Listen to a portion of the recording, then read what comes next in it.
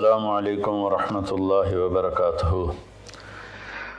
بسم اللہ الرحمن الرحیم، والصلاة والسلام علی سیدنا و مولانا محمد وعلی آلہ واصحابہ اجمعین، اما بعد۔ میرے محترم بھائیوں، دوستوں، بہنوں، بچوں، بچیوں اور تمام امت مسلمہ اور خاص طور پر اہل پاکستان، ہم سب کے لیے مبارک موقع ہے کہ اللہ تعالیٰ ہمیں رمضان کے استقبال کے لیے اللہ نے ہمیں مہلت دی، ہم زندہ ہیں، اور اللہ کرے کہ رمضان سب کو نصیب ہو۔ رمضان ایک خاص مہینہ ہے جو اللہ کی رحمتوں کو لینے کا ہے۔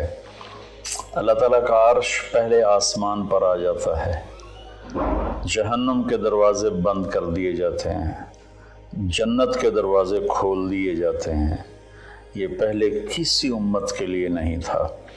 ان کا روزہ مشقت والا تھا، افطاری سے افطاری۔ ہمارا روزہ اس کے مقابلے میں بہت آسان ہے، سحری بھی افطاری بھی۔ ان کی نماز تراویح نہیں تھی، ہماری نماز تراویح ہے قرآن سننے کے لیے، قرآن کو زندہ رکھنے کے لیے۔ تو اللہ تعالیٰ کی طرف سے اعلان ہوتا ہے، 24 گھنٹے دن رات یہ اعلان ہوتا ہے، هل من مستغفر فاغفر له، هل من تائب فاتوب علیہ، هل من سائل فاعطیہ۔ یہ تین آوازیں 24 گھنٹے چلتی ہیں آسمانوں پر۔ کوئی ہے معافی مانگنے والا، میں اسے معاف کروں، کوئی ہے توبہ کرنے والا، میں اس کی توبہ کو قبول کروں، کوئی ہے مجھ سے مانگنے والا کہ میں اسے عطا کروں۔ اور پھر ایک فرشتہ اعلان کرتا ہے، یا باغ الخیر اقبل، اے نیکی کے چاہنے والے زور لگا، آگے بڑھا۔ اور دوسرا فرشتہ اعلان کرتا ہے، یا باغ الشر ادبر، اے گناہوں میں ڈوبے ہوئے انسان واپس آ جا، اللہ کی چھاؤں میں آ جا، اللہ کی رحمت میں آ جا، اللہ کی بخشش کی چادر میں اپنے آپ کو چھپا لے۔ اور اس میں فرض 70 فرض کے برابر ہو جاتا ہے، نفل فرض کے برابر ہو جاتا ہے۔ اور حضرت علی رضی اللہ تعالیٰ عنہ علیہ السلام کا فرمان ہے کہ کوئی شخص ایک فرض روزہ چھوڑ دے، پھر اس کی قضا میں قیامت تک عملی نفلی روزے رکھتا رہے تو اس ایک فرض کو نہیں پہنچ سکتا۔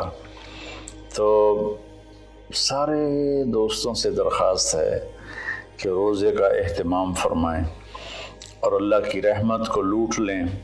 اور میں ایک حدیث سناتا ہوں کہ میرے نبی نے کس طرح رمضان کا استقبال کیا۔ آپ ممبر پر تشریف لائے، خصوصی طور پر جمع کیا، یا جمعہ کا خطبہ تھا تو آپ خطبہ بیٹھ کے نہیں دیتے تھے، کھڑے ہو کے دیتے تھے، چونکہ آپ کا خطبہ مختصر ہوتا تھا۔ تو آپ نے فرمایا، ماذا یستقبلکم وماذا تستقبلون، وہ کون آ رہا ہے؟ مفہوم ہے، لفظی ترجمانی مفہوم تر۔ ہم نے کہا وہ کون آ رہا ہے اور تم کس کی طرف جا رہے ہو؟ سب یوں ہو گئے۔ پھر آپ نے کہا، ماذا یستقبلکم وماذا تستقبلون، وہ کون آ رہا ہے اور تم کس کی طرف جا رہے ہو؟ سارے صحابہ میں ہلچل مچ گئی۔ تیسری دفعہ، ماذا یستقبلکم وماذا تستقبلون، وہ کون آ رہا ہے، کس کی طرف جا رہے ہو؟ سارے پیچھے مڑ مڑ کے دیکھیں، پیچھے تو کوئی بھی نہیں۔ تو حضرت عمر رضی اللہ تعالیٰ عنہ کھڑے ہوئے علیہ السلام، انہوں نے فرمایا، یا رسول اللہ اوحی نزل، یا رسول اللہ کوئی وحی آئی ہے؟ آپ نے فرمایا، لا، کہ نہیں۔ اعدو حضر، اللہ نے آپ کو آنکھ دی ہے دیکھنے والی، تو کیا کوئی دشمن مدینے کی طرف آ رہا ہے اور آپ نے دیکھ لیا ہے اور وہ ہم پر حملہ کرنے آ رہا ہے، ہم تیاری کریں؟ آپ نے کہا، لا، نہیں، یہ بھی نہیں۔ تو انہوں نے پوچھا، بھائی یا رسول اللہ کون آ رہا ہے؟ تو آپ نے کہا، رمضان آ رہا ہے۔ سبحان اللہ، क्या खूबसूरत अंदाज था मुतवज्जे करने का, आज़मत बिठाने का, हैबत बिठाने का रमज़ान आ रहा है। फिर आपने उसके फ़ज़ाइल सुनाए कि इसमें जन्नत के दरवाज़े खुल जाते हैं, जहन्नम के दरवाज़े बंद हो जाते हैं, और जन्नत की हूरें अल्लाह से दुआ करती हैं, या अल्लाह इस रमज़ान में अपने नेक बंदों में हमारे शौहर हमारे लिए मुंतखब फरमा और उनके ज़रिए हमारी आंखें ठंडी फरमा। और जहन्नुम के सारे दरवाज़े बंद हो जाते हैं, शैतान कैद हो जाता है। और इस रमज़ान का मतलब है जलना, रमज़ा यरमुज़ु, जलना। सारे महीनों के नाम अरबों ने रखे, मुहर्रम, सफ़र, रबीउल अव्वल, रबीउल सानी से लेकर आखिर तक। रमज़ान का नाम अल्लाह ने कुरान में लिखा, शहरु रमज़ान अल्लज़ी उन्ज़िल फ़ीहिल कुरआन, कि ये अर्शों पर इस महीने का नाम तय हुआ रमज़ान। तो इस महीने के नाम और रोज़े में क्या मुताबिकत है, इनमें जोड़ क्या है कि रमज़ान जल जाना। इसमें जब कोई रोज़ा रखने वाला, रोज़ा रखने वाली जब रोज़े रखता जाता है तो उसके गुनाह पिछले साल के जलते जाते हैं, जलते जाते हैं, जलते जाते हैं, यहाँ तक अल्लाह जैसे लोहे को साफ़ किया जाता है आग से, और धातों को साफ़ किया जाता है आग से, और ज़ाहरी मैल को साफ़ किया जाता है पानी से। तो पूरे साल में जो गंदगियाँ हमारे अंदर घुस जाती हैं, कभी हसद, कभी बुग़्ज़, कभी कीना, कभी कुछ, तो अल्लाह ताला उसको अंदर से खींच के बाहर निकाल के साफ़ कर देता है। और ईद की रात कहता है कि फ़रिश्तों से जिन मज़दूरों ने मज़दूरी पूरी कर दी हो तो उसका क्या, उसके साथ क्या होना चाहिए, तो सब ने अर्ज़ किया उसको मज़दूरी मिलनी चाहिए। तो फिर अल्लाह ताला फरमाते हैं तुम गवाह रहो, मेरे बंदों ने दिन में रोज़ा रखा, रात को क़याम किया और मेरा कुरान सुना, मैं इस मज़दूरी के बदले इनके सारे गुनाह माफ़ करता हूँ। तो मेरी दरख्वास्त है तमाम बहन भाइयों से कि हम इसकी तैयारी करें। एक तैयारी होती है ज़ाहिरी, जो हम चीज़ें इकट्ठी करते हैं, एक तैयारी वो है जिसके बग़ैर हमारा रोज़ा कबूल नहीं होगा। मेरा नबी का फरमान है, 4 आदमी ऐसे हैं जिनकी लैलतुल क़द्र में भी बख्शिश नहीं होती, तो रमज़ान की बाकी रातें तो उससे अदना हैं, कि 4 अगर किस्म के गुनाह चारों किस्में हों या एक किस्म में हो, बख्शिश ना होने का मतलब ये है कि अगर वो तौबा नहीं करेगा तो उसका रोज़ा उससे माफ़ी नहीं दिला सकेगा। तौबा करने पर तो कुफ्र माफ़ हो जाता है, तौबा करने पर तो शिर्क माफ़ हो जाता है, हर बड़े से बड़ा गुनाह माफ़ हो जाता है। और अल्लाह की रहमत का बताऊँ, मेरे नबी का फरमान है, मा असर्र मन इस्तग़फ़र वन आद फ़िल यौम 70 मर्रतन। चंद दिन पहले एक नौजवान ने मुझे फ़ोन किया, मौलाना बड़ी तौबा करता हूँ फिर गुनाह हो जाता है, 10-15 दिन से ऊपर नहीं गुजरता है फिर गुनाह हो जाता है, फिर तौबा करता हूँ तो ये तौबा का मजाक है, मेरी बख्शिश नहीं होगी। वो दौड़ रोने लगा टेलीफोन पर। तो जब थोड़ा उसके आंसू रुके तो मैंने उसका, बेटा तो मैं एक हदीस सुनाता हूँ कि मेरे नबी का फरमान है, जो दिन में 70 दफ़ा तौबा तोड़े, और 70 से मुराद 10, 7, 70 नहीं, अरबी में 70 से मुराद होता बेशुमार। मेरे नबी ने फरमाया कि जो दिन में 70 दफ़ा तौबा तोड़े और फिर तौबा कर ले सच्चे दिल के साथ, तो मेरे रब की नज़रों में वो महबूब है, वो उसका प्यारा है, चाहे वो बार बार तौबा तोड़ता है लेकिन उसके बाद वो रोता है, माफ़ी मांगता है, और आखिरी सांस तक अल्लाह ने तौबा का दरवाज़ा खुला रखा है। बाबु तौबत मफ्तूहन मा लम युगरगर, जब तक गले का वो घुंघरू बंद नहीं होता उस वक्त तक अल्लाह ताला बंदे की तौबा के लिए दरवाज़ा खोल के बैठा होता है। मौत नज़र आने लगे फिर कहे या अल्लाह मेरी तौबा, तो वो कबूल नहीं है, लेकिन उससे 1 मिनट पहले उसे पता ना हो वो तौबा कर ले तो अल्लाह उसकी तौबा माफ़ करता है। मैं एक दफ़ा जमात में गया नवाबशाह, तो एक घर में बड़े वडेरों को इकट्ठा किया, تو آخر میں توبہ کراتا ہوں، کہو یا اللہ میری توبہ، یا اللہ میری توبہ، یا اللہ میری توبہ۔ تو اس میں ایک وڈیرا صاحب تھے، بڑی بڑی مونچھیں تھیں، بڑا ہیوی ویٹ، ان کی آواز سب سے بلند تھی، یا اللہ میری توبہ، یا اللہ میری توبہ، یا اللہ میری، اور ساتھ رو رہے تھے زار و قطار۔ واہ میرے رب! یہ بیان تھا ظہر سے پہلے۔ وہ گھر گئے ہیں اور رات کو ہارٹ اٹیک ہوا اور ان کا انتقال ہو گیا۔ ساری زندگی نافرمانی میں تھی۔ مجھے لوگوں نے بتایا کہ وہ بڑے کوئی اچھا زندگی کا رخ نہیں تھا، لیکن میں یقین سے کہتا ہوں کہ اس دن کی ان کی توبہ نے ان کو اللہ کی بارگاہ میں محبوب بنا دیا، مقرب بنا دیا۔ تو میں صرف 4 باتیں ہیں میرے بھائی بہنوں۔ ایک ہے مدمن خمرن، جو مستقل شرابی ہو اور شراب کا عادی ہو، اس کی رمضان کے روزے سے بخشش نہیں ہوتی۔ عاقل لوالدیہ، جو والدین کو پرزے کر دے۔ والدین کا اونچا بول کبھی کبھی بولا جاتا ہے، کبھی بدتمیزی ہو جاتی ہے، اس کو نافرمانی نہیں کہتے۔ جو اپنے والدین کے دل کے ٹکڑے آنکھ پھاڑنے کو کہتے ہیں۔ یہاں اللہ تعالیٰ نے، اللہ کے نبی نے نافرمانی کا لفظ استعمال نہیں کیا، بلکہ حقوق کا مطلب کسی چیز کو پھاڑ کے پرزے کر دینا۔ تو جو ماں باپ کو اتنا زخمی کرے کہ ان کی آہیں نکلیں، ان کے آنسو نکلیں، اس کی بھی بخشش نہیں ہوگی۔ تیسرا، جو قاطع الرحم، جو رشتہ داروں سے لڑتا رہتا ہو، کسی سے نہ بنا کے رکھے، نہ بھائی سے، نہ بہنوں سے، نہ چاچے سے، نہ مامے سے۔ ماں اور باپ کی طرف سے جتنے رشتے ہیں وہ رشتے ذوی الارحام کہلاتے ہیں۔ جو ان رشتوں کو توڑتا ہے اور ان سے لڑتا بھڑتا ہے، اپنے آپ کو سپیریئر سمجھتا ہے، یہ سب گند ہے، یہ سب ایسے ہیں، ایک اس کی بخشش نہیں ہوتی۔ اور چوتھا ہے المشاحن، جو دل میں کسی کے لیے بغض پالتا ہو، نفرت رکھتا ہو، حسد رکھتا ہو۔ المشاحن کا لفظ ان ساری چیزوں پر ہے۔ تو میرے بھائی بہنوں، اس میں جو چیز سب سے زیادہ عام ہے نا، وہ آخری ہے۔ ہر آدمی شرابی نہیں ہے، اللہ کا فضل ہے، کروڑوں مسلمانوں نے کبھی شراب کو دیکھا بھی نہیں ہے۔ ہر آدمی ماں باپ کا نافرمان نہیں ہے، ہر آدمی اپنے رشتہ داروں سے لڑا ہوا نہیں ہے، لیکن ہر آدمی اپنے دل میں کسی نہ کسی کا بغض پالے بیٹھا ہے، کسی نہ کسی کی نفرت لیے بیٹھا ہے، کسی نہ کسی کا حسد لیے بیٹھا ہے، کسی پر غصہ لیے بیٹھا ہے۔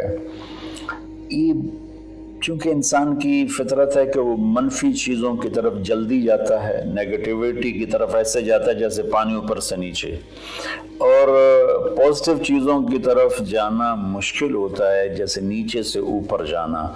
تو اس میں پھر آدمی پھسل جاتا ہے۔ ایک اس ہمارے سوشل میڈیا نے اس طرح نفرت پھیلا دی ہے، جھوٹی باتیں کر کے، جھوٹے عنوان لگا کر۔